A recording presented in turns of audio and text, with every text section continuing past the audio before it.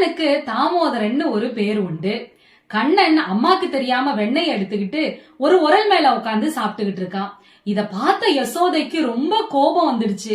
உன்னை இப்படியே விட்டா நீ சரிப்பட்டு வரமாட்ட, உன்னை அந்த உரல்லையே போட்டு கட்டி போடுறேன் பாரு அப்படின்னு ஒரு கயிறை கொண்டு வந்து கட்டுவதற்கு முயற்சி செய்யறான். அந்த கயிறோட நீளம் பத்தல.